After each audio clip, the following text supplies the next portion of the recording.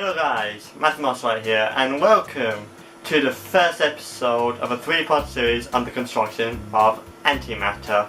And in this part we're going to go through the guts that will make up this system. And trust me when I say that the components I have chosen for the computer are absolute screamers. Also a heads up, if I ever look down, it's because I am reading my notes right here, so sorry about that, but there's a lot to talk about. Now, this build is for my dad, and he did clarify that he doesn't want to buy another computer for a very, very long time. Which I know to most of you, and even me, I would think is a pretty tall order when it comes to technology.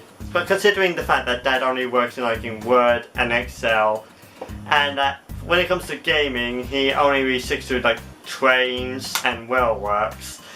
So it's a lot easier to stick out a system that will suit him for years to come.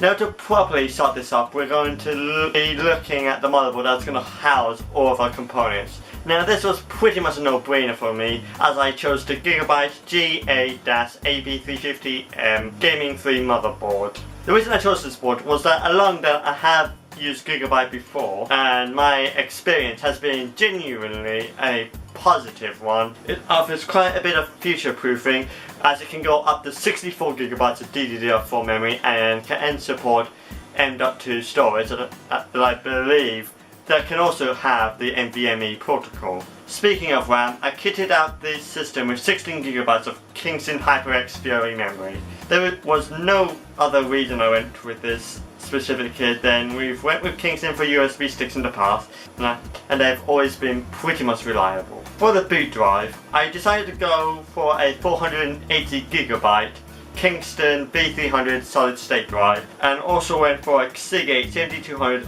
RPM hard drive in a 2TB capacity for the storage. The main reason I did not go for M.2 for this build, that despite it does support it, I feel that, at least for now, my dad will not benefit from the extra speed that this would bring. Consider the fact that Antimatter can actually boot up in about 15 seconds, and when we back up the system, we have discovered that the SSD can actually copy its entire content to a data drive in about 15 to 30 minutes. And it clearly shows that it's fast enough for what Dad will need it for, so yeah. For graphics, I decided to go with Team Green here and chose the 6GB variant of the NVIDIA GeForce GTX 1060. I was originally going to go for the GTX 1070, but due to an accidental purchase that I will mention later on in this video, I felt to keep it reasonably close to my original figure, I should choose a lower end card. Now, I'm not saying that the GTX 1060 is a slouch. It's still playing fast enough for what Dad will need it for, because he will not be rendering 5K frames in Cinema 4D or Blender, for example. Dad also wanted to have the ability to use optical media and SD cards on his computer.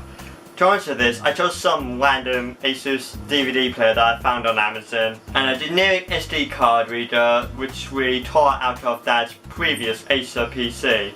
Hey, waste not want not, as they say. The CPU cooler was a bit of a toughie, but I chose a brand that I heard was a good brand for quality yet quiet air coolers. The Noctua NH-UH12S SC AM4 edition was the few coolers that supported the AM4 socket at the time of writing the script. I heard Noctua, despite having a rather tasteful colour scheme on their fans, had second to none airflow capabilities and was one of the quieter fans out there, and has been used personally from the likes of Linus Tech Tips and other tech YouTube channels. To house everything, I conducted a considerable amount of research based on what Dad wanted. I came down to the conclusion to once again pick up the Corsair Obsidian 350D case. Now, this is the exact same case I've used when I built the Hackintosh VW, which, as you know, is my own personal system. This case, well, a little painful to cable manage or install a motherboard. Its side window was perfect for what Dad wanted and has a good view on the essentials of the build. Now, saving the best to last, the brains of the operation will probably come to some surprise that it is a Ryzen 7 1700X 8-core 16-thread CPU from AMD.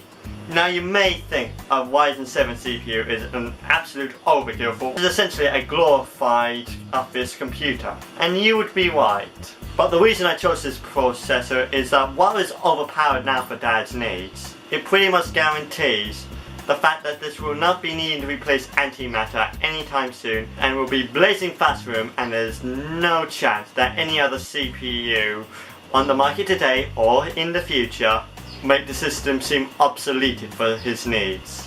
Funny story with the processor.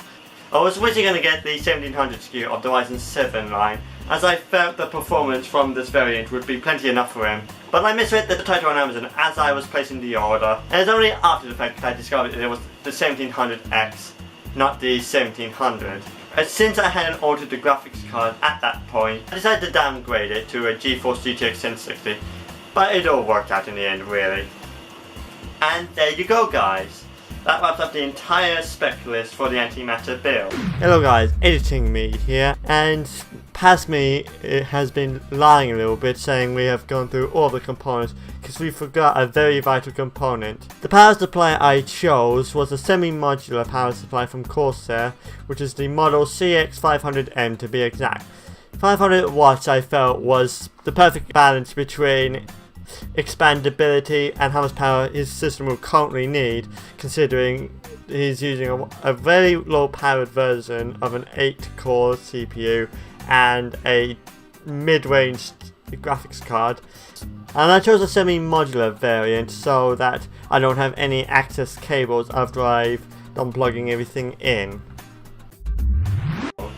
In the next video we're actually going to go through and build the computer itself, and it was the most exciting part for me, and I cannot say how excited I was. So thank you so much for watching this video, and I'll see you on my next one. Peace.